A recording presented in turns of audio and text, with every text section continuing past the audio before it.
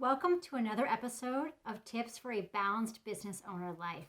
My name is Christine Golden. I am the owner of Golden Consulting, and for over a decade, I have provided operational support to clients as well as to my own business. With Golden Consulting, I continue to offer business operations support as well as provide event coordination services for businesses. Today, we are talking about financial wellness.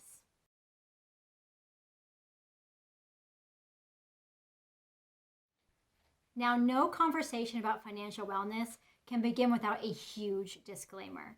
Obviously, I am not a financial advisor. All I have is my anecdotal experience as a solopreneur and also working for other people on their businesses, and that is informing my understanding of how to be financially viable, stable, and whole as a business owner. Everyone, of course, will have their own unique experience when it comes to this. I hope that my experience can help inform yours, but of course, this is only my experience and it does not represent an opinion on how you should be approaching your finances. That is extremely subjective and personal, and I would never assume to have a say in what you do in your personal financial life. So that being said, let's jump in. I'm going to break our discussion down into 4 topics, and number 1 on that list is budgeting.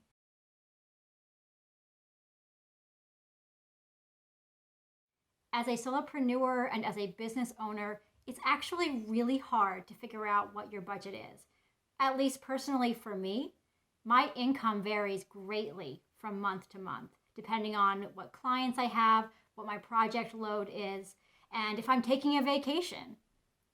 The only way for me to get a good handle on what my budget truly is to establish a baseline budget. And what that means is really getting down and dirty on my finances, looking through my statements and figuring out what is non-negotiable, what is consistently coming into my account from month to month, and what is consistently leaving my account. What are my fixed expenses and my fixed income?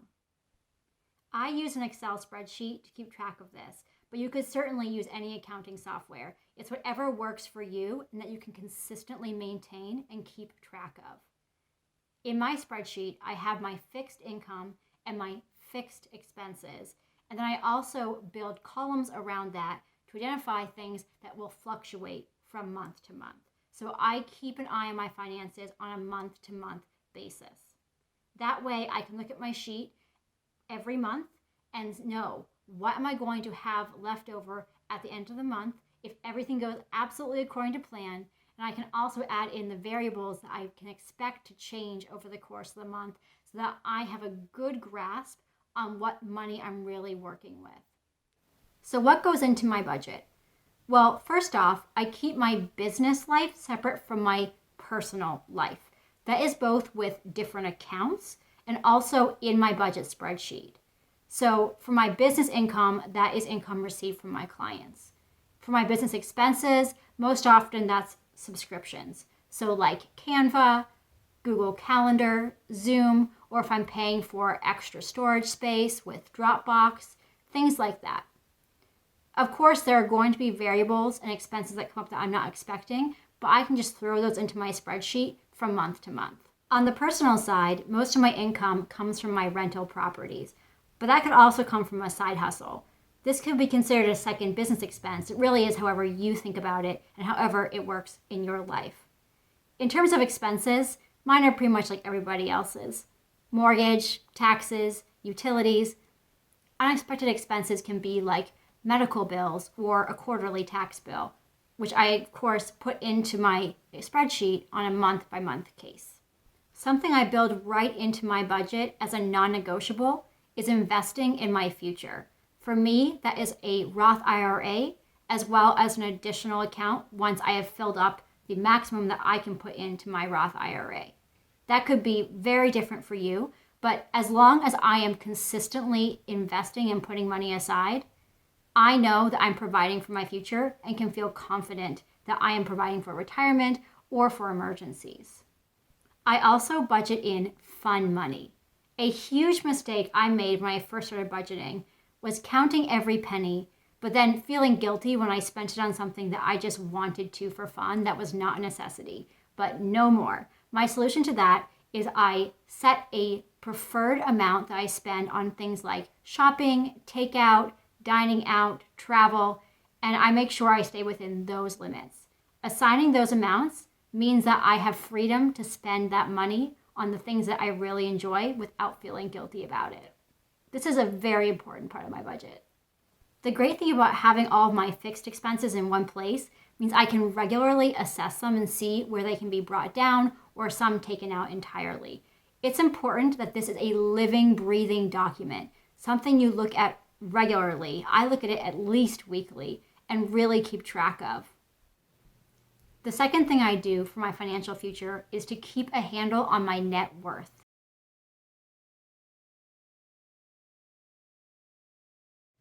Your net worth is all of your assets minus all of your liabilities. So for example, if you own a house that's worth $500,000, but you owe $300,000 on it, then your net worth on that property is $200,000.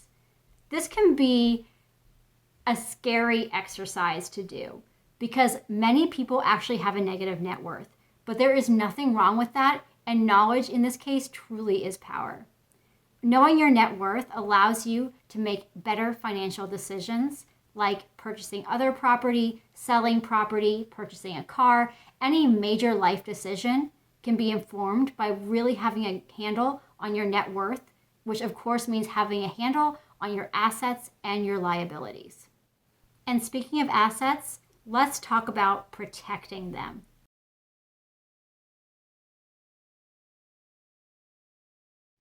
This is something I take very seriously.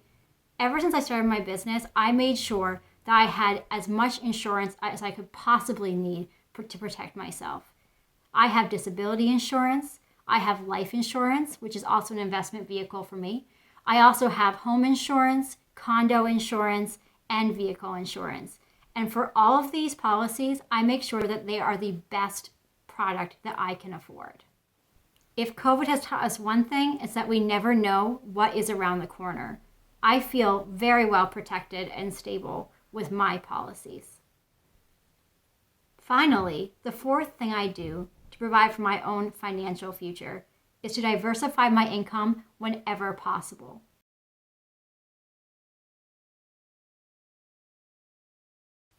You never know when you'll have an issue with your client or a project or find that you're not making quite as much money as you thought you would. Diversifying your income streams doesn't have to be super complicated. It can be finding a hobby and selling a product on Etsy or online somewhere, or it can be investing in a rental property that produces income. It could also be investing in something that could pay off in the long run. So for example, when I invest money in my investment account, I'm not really planning to use that money until I retire. But sometime in the future, I have the potential to be able to take the dividends from my investment account and count that as income. These are just a few things I find helpful when planning for my financial future and also planning for a holistic financial life now that makes me feel empowered and strong and makes me feel like I'm not sacrificing the life that I want to live for my future. I hope you found this to be interesting and a little educational. I would love to hear from you what you do to stay financially viable as a business owner. And if you like this video, please be sure to like it as well as subscribe to my channel because there is more where this came from. I'm Christine Golden and my company is Golden Consulting. Thank you for joining me today.